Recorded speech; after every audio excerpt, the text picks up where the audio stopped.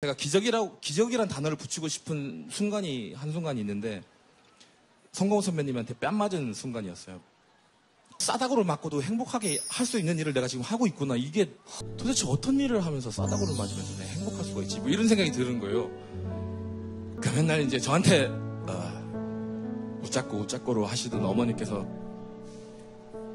이제 영화 밀정을 보시고, 너 정말 그동안 수고했다, 고생했다.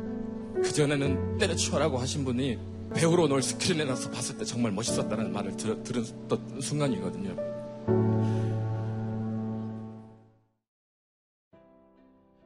오징어 게임에서 악역 장덕수를 멋지게 소화해내어 글로벌 스타가 된 배우 허성태.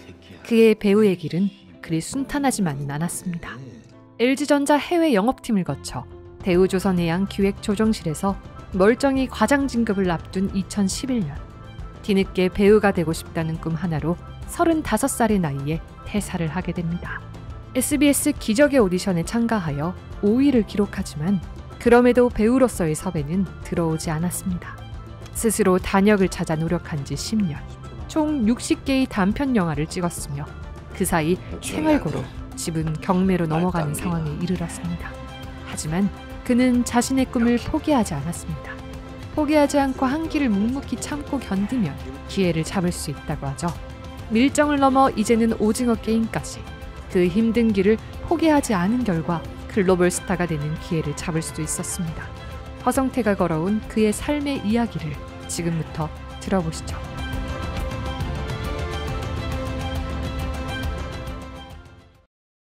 (8년) 차까지 회사를 다니고 9년 차를 채우지 못했습니다. 저희 어머니가 이남일녀를 다 장가도 보내고 대학도 다 졸업시키셨어요. 근데 재래시장에서 일을 하시면서 지금도 계속 일을 하고 계시고요. 어릴 때부터 그런 모습을 보면서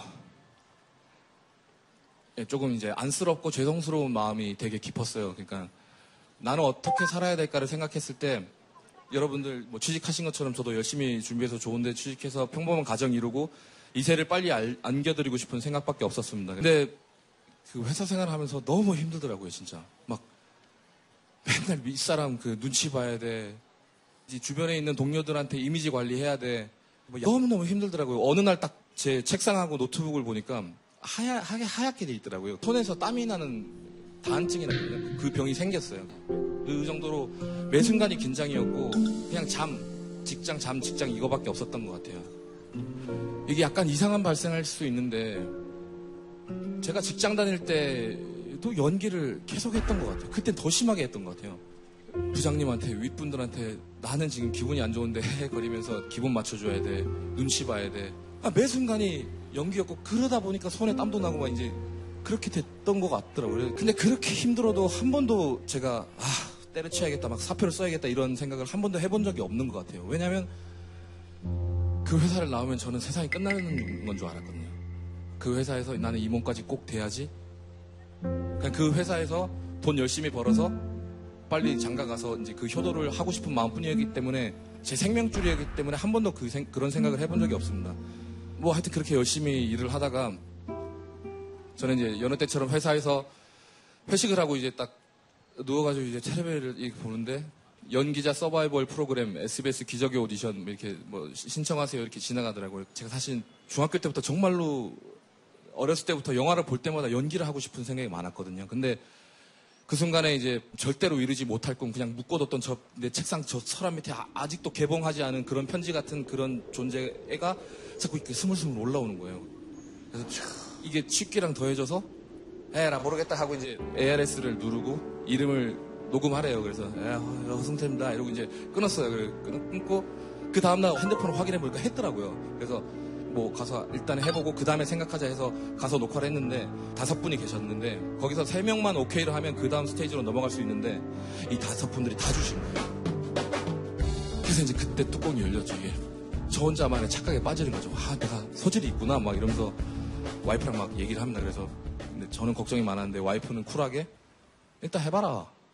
뭐 하다가 그만두면 다른 직장 뭐 돈 어떻게든 벌면 되지 뭐 이렇게 쿨하게 해주시는 게 아니고 해주던 거예요. 그래서 이 친구한테 한 번쯤은 그 꿈에 대해서 얘기를 해보고 싶은 거예요. 제 친구들은 맨날 내 꿈에 대해서 이렇게 아이고 새끼야 뭐 네 얼굴로 무슨 연기냐. 네 뭐, 말도 안 되고 그냥 막 술이나 먹어라, 술이나 처먹어라, 뭐 이런 식이었는데 제 와이프가 된 그분한테 그때 얘기했을 때 처음이었어요. 울면서 제 뺨을 이렇게 쓰다듬어 주더라고요. 그래서 이게 뭐지 하면서 저 그때 딱 결심을 했거든요. 정말로 제가 말하지 못할 가지고 있었던 꿈을 처음으로 얘기했는데 내 친구들처럼 비웃지 않고 세상에서 나를 이렇게 인정해준 사람이 처음이었어요. 결혼하고 나서 이제 가정을 꾸리고 6개월 만에 저는 그때 이기적인 선택을 합니다. 그리고 그때도 어머니도 이제 사실 말씀드렸는데 어머니는 정말 그 말버릇이 있어요. 이렇게 모든 부모님들이 이제 걱정이 많으시듯이 아이고 무슨 일만 생기면 아이고 웃자고 아이고 우리 성태 저거 웃자고 막 이렇게 하시는데 그날도 그렇게 똑같이 울면서 그러시더라고요. 그래서 엄마 봐봐 내가 한 5가지 연기를 준비해서 했어요. 나 잘하잖아. 나 한 번만 해볼게. 안 하고 다른 일을 하면 되잖아. 뭐 이렇게 했는데도 씨알도 안 먹히더라고요. 그래도 어쨌든 엄마가 뭐 반대를 하든 일단 우리 와이프가 나랑 그걸 했으니까 일단 저 혼자 서울에 왔어요. 사표 다 쓰고 정리하고 서울에 와서 이제 제정신이 아닌 채로 6개월을 지냈어요. 그 프로그램에 나와서 5등까지 했다. 방송 탔다. 이제 난 배우다. 막 텔레비에 나왔으니까 막 어디서 연락 올 거다. 막 이런 되게 어린 마음을 가지고 있었어요. 뭐 그런 오디션 프로그램에 한번 나와서 그렇게 될 수 있는 게 아니구나라는 걸 그때 깨닫고 드라마 단역을 계속 시작합니다. 진짜 오지 말라고 할 때마다 오지 말라고 할 정도로 무작정 갔어요. 프로필 들고 안녕하세요. 허성태입니다. 그러고 있는데 하여튼 그런 스케줄 외에 남은 시간에는 또 여러 지금 다른 무명 배우들처럼 또 단기 알바를 했습니다. 뭐 얼마 전 밀정 개봉했을 때도 그만둔 알바가 이제 포장 알바, 왕구 포장하는 알바가 있거든요. 모 전자 회사에 무슨 노트북 같은 거 전자제품 시연하는 부스가 있잖아요.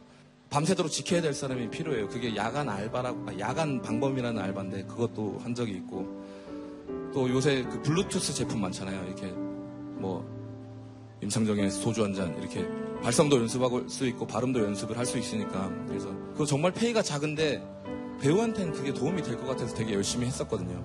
하여튼 뭐 그렇게 치열하게 하면서 어떻게 보면 그냥 연기로 돈을 벌고 싶었던 마음에 그렇게 맨바닥에 헤딩을 했던 것 같아요. 그래서 나 지금 6년이 지나서도 계속 그때 직장 동료들을 만나거든요. 만나면 그 친구들은 이래요, 저보고. 너 진짜 대단하다. 뭐 나가가지고 연기한다고 뭐 하는데 저는 오히려 내가 봤을 때는 니네들이 진짜 대단하다. 진짜 여기 계신 분들이 너무 대단한 이유가 모두가 다 뭐 하고 싶은 일이 있잖아요. 근데 그게 어떤 내 삶이나 내 가족이나 어떤 다른 이유 때문에 그거를 못하고 꾹꾹 누르고 살아가는 거잖아요. 나는 그대들이 대단하다. 진짜 여기 계신 분들이 더 대단하다고 생각합니다.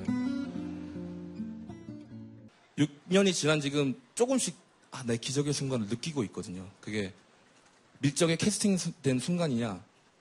물론 그것도 정말로 소중한 저 바람이었고 근데 그것보다 제가 기적이란 단어를 붙이고 싶은 순간이 한순간이 있는데 성공호 선배님한테 뺨 맞은 순간이었어요.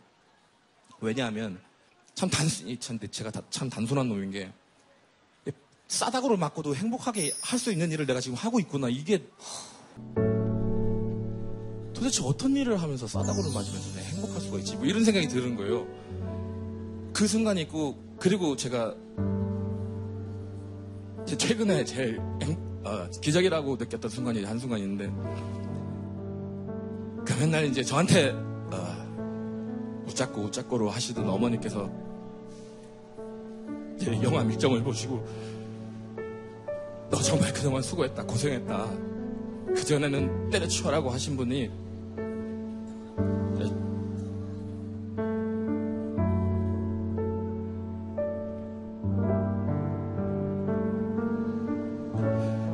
배우로 널 스크린에 나서 봤을 때 정말 멋있었다는 말을 들었던 순간이거든요.